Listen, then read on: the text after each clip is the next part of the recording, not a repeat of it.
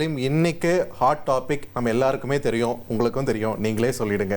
விஜய் தஞ்சாவூர் போயிருக்காரு, அங்கே வந்து பேசியிருக்காரு. குறிப்பாக வந்து விவசாயிகள் பற்றி அதிகமாக பேசியிருக்காரு. அது மட்டும் இல்லை, அவர் என்ன சொல்கிறார் அப்படின்னா, மறு ஜென்மத்தில் எனக்கு நம்பிக்கை இல்லை, பட் அப்படி இருந்தால் நான் ஒரு விவசாய குடும்பத்தில் தான் பிறக்கணும். பயங்கரமாக ஒரு வசனம், அங்கே இருக்கக்கூடிய மெயின் ஆடியன்ஸை டார்கெட் பண்ணுற மாதிரியான ஒரு பாயிண்ட் சொல்லியிருக்காரு. அதே நேரத்தில் நிர்வாகிகள் சந்திப்பு கூட்டத்தில் ஒரு முக்கியமான விஷயம் நாம் கவர் பண்ண வேண்டியது என்னன்னா, தினத்தந்தி கட்டுரையை மேற்கோள் காட்டி பேசினார் விஜய். எஸ், அவர் என்ன சொல்லியிருக்காருன்னு பார்த்துடலாமா? பார்த்துடலாம். கொஞ்ச நாளைக்கு முன்னாடி ஐநா சபை ஒரு ரிப்போர்ட் ஒன்று வெளியிட்டிருந்தாங்க. அது கூட தினத்தந்தி நியூஸில் கூட வந்துச்சு. உடனே கூகுள் பண்ணி எதுவும் தேடாதீங்க, உங்க ஏஜென்சி வச்சு எதுவும் சர்வே கிருவே எடுக்காதீங்க. எதுக்கு உங்களுக்கு சிரமம்? நானே என்னன்னு சொல்றேன். தண்ணீர் திவால் அப்படின்ற அந்த தலைப்புல தண்ணியே இல்லாம திவால் ஆக போகுது அப்படின்ற அந்த கட்டுரை படிக்கும் போது உண்மையிலேயே மனசுக்கு ரொம்ப பகீர்னு இருந்தது. இந்தியாவிலேயே, அது முக்கியமா நம்ம தமிழ்நாட்டில் இன்னும் கொஞ்ச காலத்திலேயே தண்ணியே இல்லாம திவாலாக போகுதான். அதுக்கு காரணம் நிலத்தடி நீரை பாதுகாக்காம விட்டது தான் காரணமா.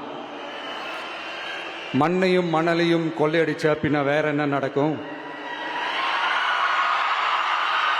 மலைகளை முழுகினா பின்ன வேற என்ன நடக்கும்? கனிம வளங்களை கொள்ளையடிச்சா பின்ன வேற என்ன நடக்கும்? நம்ம தினத்தந்தி பேப்பரை விஜய் ரெகுலராக படிக்கிறார்னு நினைக்கிறேன். ஆமாம், இதுக்கு முன்னாடியே ஒரு முறை நம்ம ஷோவோட ப்ரோமோவில் வரக்கூடிய டைலாக் வந்து எடுத்து காட்டி பேசியிருந்தார். அப்போவே நம்ம சொன்னோம், நம்ம ஷோவோட ப்ரோமோ அடிக்கடி பார்க்குறாரு போல இருக்குன்னு. இப்போ இன்னொன்றும் தெளிவாயிடுச்சு, தினத்தந்தி நாளிதழ அடிக்கடி வாசிக்கக்கூடிய ஒரு நபரில் தாவேக தலைவர் விஜயும் ஒருத்தர் அப்படின்றது. ரைட், இந்த நேரத்தில் அடுத்த ஜென்மத்தில் விவசாய குடும்பத்தில் பிறக்க விரும்புகிறேன்னு சொன்னதை நீங்கள் சொன்னீங்க. அந்த காட்சிகளாகவும் நம்ம பார்த்துக்கலாமா? ஷூர் பார்த்து. எனக்கு இந்த அடுத்த ஜென்மம் மறுபிறவியை பற்றியெல்லாம் எனக்கு தெரியாது. அது உண்மை அப்படின்னா அடுத்த ஜென்மத்தில் நான் ஒரு விவசாயி குடும்பத்தில் பிறக்கணும்னு ஆசைப்படுறேன். அது இல்லாமல் தொடர்ந்து நிறைய விஷயங்களில் பேசின அவர் என்ன சொல்கிறார் அப்படின்னா, மக்களுடைய ஃபீலிங் டீலிங் அப்படின்னு சொல்லி ரொம்ப ரைமிங்காக பேசியிருக்காரு. ஆமாம், நிறைய ரைமிங் பேசியிருந்தாரு. ஆனால் எனக்கு ஒன்று மட்டும், இந்த டெல்டா டால்டா அப்படின்னு இந்த ரைமிங்கை யார் எழுதி கொடுத்தாங்கன்னு மட்டும் தெரியணும். அது மட்டும்தான் ஒருத்தச்சு. மற்றபடி ஐ லவ் டு ஸ்பீச் இன்னைக்கு. ஸோ அதே மாதிரி இன்னொரு ரைமிங் சொல்லியிருக்காரு, என்னன்னா மற்றவங்களுக்கு இது எலெக்ஷன், எனக்கு எமோஷன் சொல்லியிருக்காரு. எதனால் அப்படி சொன்னார்னு நீங்களே பார்த்துருங்க. இதை பாரு, ஒன்னு நீ இல்லனா நான் இல்லனா நீ இல்லனா நான். நமக்குள்ள வேற எவனும் நடுவில் வந்துடக்கூடாது. நாம ரெண்டு பேரால மட்டும்தான் மக்களை ஈஸியா ஏமாத்த முடியும். இந்த விஜய் வந்ததுனால நமக்கு பொழப்பே போச்சு. மக்கள் வேற அவனை தான் நம்புறாங்க. நாம வெளியே அடிச்சுக்கிற மாதிரி அடிச்சுக்கிட்டாலும் உள்ள நம்மளுடைய டீலிங் பக்காவா இருக்கணும். மக்களோட ஃபீலிங்ஸை பத்திலாம் நமக்கு கவலை இல்லை, நமக்கு டீலிங் தான் முக்கியம். மாத்தி மாத்தி ஆட்சிக்கு வந்துடலாம்னு நினைச்சோம், ஆனா அது நடக்காது போல் இருக்கு. அதனால நீ என்ன பண்ற? எஸ்ஓபின்னு போட்டு ஒரு பக்கம் அவனை தடுத்துரு, இன்னொரு பக்கம் அவன் மேல பழி போட்டு நானும் தடுத்துறேன். என்ன ஓகேவா? டீலிங் ஓகேவா? ஓவர்.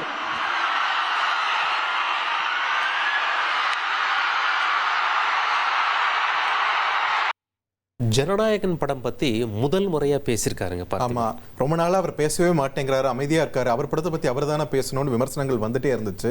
இந்த நிலையில் இன்னைக்கு எதிர்பாராத ஒரு ட்விஸ்ட்டாக ஜனநாயகன் விவகாரத்தை ஒரு போகிற போக்கில் மென்ஷன் பண்ணிட்டு போயிருக்காரு. என்ன சொல்லியிருக்காரு? எக்ஸாக்ட்லி, சிஎம்க்கு தேங்க்ஸ் சொல்லியிருக்காரு. பார்த்துருவோம். இப்படி பழி மேலே பழி போட்டு கரூரில் ஆரம்பிச்சு நம்ம ஜனநாயகன் படம் ரிலீஸ் வரைக்கும், ஆனால் அந்த ரிலீஸ் பிரச்சனையில் நிறைய பேர் குரல் கொடுத்தாங்க. முக்கியமாக நம்மளுடைய முதல்வர் அவர்கள் கூட பூசி முழுகி பட்டும் படாம குரல் கொடுத்தாங்க. But what ever it is, குரல் கொடுத்த அவங்களுக்கும் மற்றவங்க எல்லாருக்கும் இந்த நேரத்தில் என்னுடைய நன்றியை தெரிவிச்சுக்கிறேன்.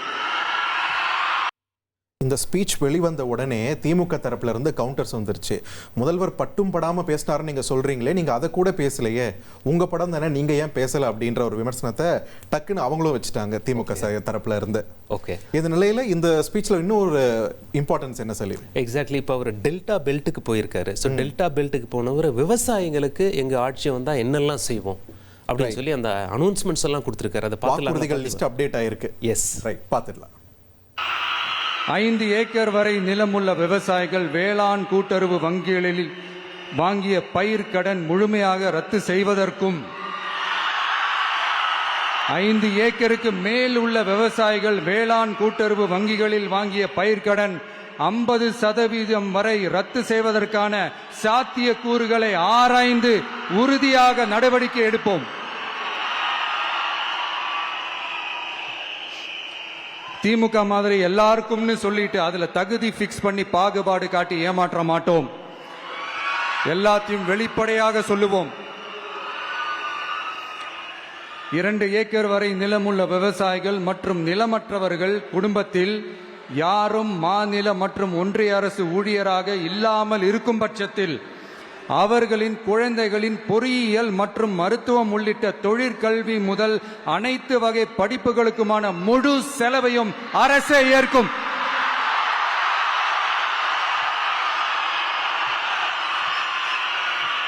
விவசாயிகளின் விருப்பத்திற்கு எதிராக எந்த திட்டமாக இருந்தாலும், ஒன்றிய அரசின் நெருக்கடியே இருந்தாலும் அந்த திட்டத்தை உங்களுடைய டிவிகே ஆட்சி முழுமையாக நிராகரிக்கும். எப்போதும் விவசாயிகளின் பக்கமே நம் ஆட்சி நிற்கும். கொள்முதல் நிலையங்களில் முறையாக நெல் மூட்டைகள் பாதுகாக்கப்படும்.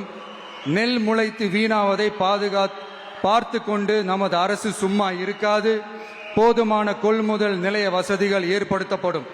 அதே போல கொள்முதல் நிலையங்களில் கொள்முதல் செய்வதற்கோ மூட்டை ஏற்றி இறக்கவோ ஒரு பைசா கமிஷன் வாங்காமல் பார்த்து கொள்ளப்படும். அப்படி கமிஷன் வாங்குவது யாராக இருந்தாலும் கடும் நடவடிக்கை எடுக்கப்படும்.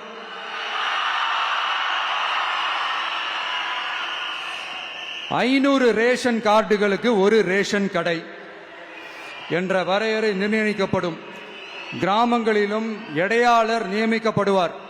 பெண் விற்பனையாளருக்கு பெண் எடையாளர், ஆண் விற்பனையாளருக்கு ஆண் எடையாளர் என்பது பின்பற்றப்படும். இந்த ஸ்பீச்சில் வந்து நிறைய நல்ல விஷயங்கள் இருக்குன்னு ஒரு பக்கம் பாராட்டுகள் வந்தாலும், இன்னொரு பக்கம் ரேஷன் கடையில் எடை போடுறவங்கள ஆண் பணியாளர் ஒருத்தர், பெண் பணியாளர் ஒருத்தர் அப்படின்றது வந்து கிண்டல் அடிக்கப்பட்டு வர்றது இப்போ சமூக ஊடகங்களில். குறிப்பாக நம்ம ஆயுத எழுத்து நிகழ்ச்சியில் வந்து ஒரு விருந்தினர் திமுக தரப்பில் இருந்து பேசின வெற்றி கொண்டான் அவர்கள் பேசினாருன்னு நினைக்கிறேன். அவரும் இதே மாதிரி தான் ஒரு விஷயத்தை அப்போ கோட் பண்ணியிருந்தாரு. இப்போ 2 வீடியோவும் எடுத்து போட்டு பாருங்க, அவர் சொன்னதை இவர் செஞ்சுட்டாரு, அதே மாதிரி பேசிட்டாரு அப்படின்ற பதிவுகளையும் நம்மளால் பார்க்க முடிஞ்சது. ஓகே ஓகே லைக் லாஸ்ட்டு, அதாவது வேலூர்லேருந்து அவர் ஒரு புது ஸ்டைல் ஒன்று ஃபாலோ பண்ணுறாருங்க பார்த்திபன். அது என்ன அப்படின்னா, சமூக ஊடகங்களில் என்ன சொல்கிறாங்க, அது ஒரு ஹிட்லர் ஸ்டைல் அப்படிங்கிற மாதிரி சொல்கிறாங்க. அது என்ன மேலே உயர்த்தி வழக்கமாக வந்து நம்ம ஏதாவது ஒரு உறுதிமொழி எடுக்கும்போது இதயத்தில் கை வச்சு எடுப்பாங்க அல்லது இப்படி வச்சு எடுப்பாங்க. பட் விஜயுடைய ஸ்டைல் வந்து எப்படி கை வச்சு உறுதிமொழி எடுக்கிறதுனால ஒரு ஹிட்லருடைய உங்களையும் ஸ்கிரீன்ஷாட் எடுத்து போட்டுற போறாங்க பாருங்க, சலீம் அவர்களும் இப்படி பண்றாங்க அப்படின்ட்டு. இல்லை, விஜய் பண்றாருன்னு நான் பண்ணிக்கிறேன். ரைட். அந்த மாதிரி ஹிட்லருடைய பாணியை அதை ஒரு ஸ்டைலை பின்பற்றுறாரு. அது ஒரு மாஸ், அது ஒரு கேமரா அட்ராக்ஷன் ஆகட்டும், அந்த ஃப்ரேமிங் ஆகட்டும் ரொம்ப சிறப்பாக இருந்ததுன்னா அது ஒரு பிரம்மாண்ட ஸ்டில்லாக இருக்கும். அவரோட ஸ்டைல் அது. அது வந்து விஜயோட ஹிட்லர்கிட்டேருந்து காப்பி அடிச்சாருன்னு சொல்ல முடியாது. பட் இருந்தாலும் ஊடகங்கள் அது ஹிட்லர் ஸ்டைல்னு சொல்லி ஆயிடுச்சு. அந்த சல்யூட்டை இப்போ பெரும்பாலும் அடிக்கிறத உலக நாடுகளில் தவிர்த்துடுறாங்க. ஆமாம் ஆமாம். நிறைய பேர் இலான் மஸ்க் கூட அது சின்ன சைகை காட்டி அது ஒரு பெரிய பரபரப்பாயிடுச்சு. உலகின் மிகப்பெரிய பணக்காரர். நிறைய ஆங்கில படங்கள்லையும் இந்த காமெடி படங்கள்லாம் வந்து அந்த மாதிரி சல்யூட் வைக்கும் போது பயங்கரமாக கிண்டல் அடிக்கக்கூடிய காட்சிகளாக மாதிரி இருக்கும். பட் இங்கே இந்தியாவில் நிறைய பேருக்கு அது விஷயத்தோட அதோட முழு பின்னணி தெரியாத ஒரு சூழல் இருக்கு. மேபி அதனால தான் எதுவும் இப்போ நீங்கள் சொன்ன மாதிரி மாசா பார்க்கப்படுதுன்னு எடுத்துக்கலாம். அவருடைய அந்த ரீசன்ட் ஸ்டைல் பார்த்துடலாமா? பார்த்துடலாம். எல்லாரும் கொஞ்சம் கை இப்படி வைங்களேன். எங்க ஓட்டு எங்க உரிமை. எங்களை யாரும் விலைக்கு வாங்க முடியாது. எங்க ஓட்டு விசில் சின்னத்துக்கு தான். யாரையும் நம்பி ஏமாற மாட்டோம்.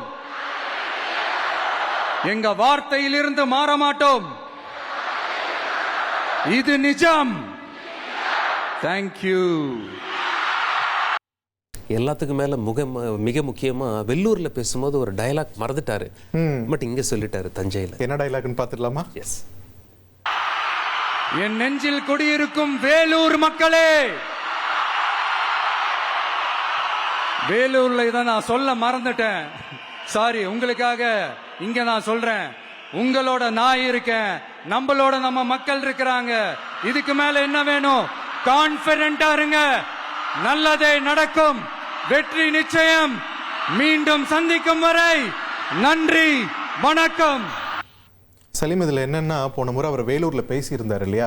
நிகழ்ச்சி முடிச்சுட்டு அவர் போனதுக்கப்புறம் ஒரு தொண்டர் வந்து ரொம்ப வருத்தத்தோட ஒரு ஊடகத்துக்கு பேட்டி கொடுத்திருந்தாரு. நாங்கள் இவ்வளோ ஒர்க் பண்ணி எஃபர்ட் போட்டு எல்லாம் பண்ணியிருக்கோம், ஆனால் எங்கள் ஊர் பேரை சொல்லாமல் போயிட்டாரே, அதை நினச்சி தான் எனக்கு ரொம்ப வருத்தமாக இருக்குன்னு அவருடைய ஆதங்கத்தை வெளிப்படுத்தி இருந்தார். அது அவர் கண்களுக்கு போயிருக்கும் போல இருக்கு. அதனால தான் அவருடைய குறைய நிவர்த்தி பண்ணிட்டார் இந்த முறை.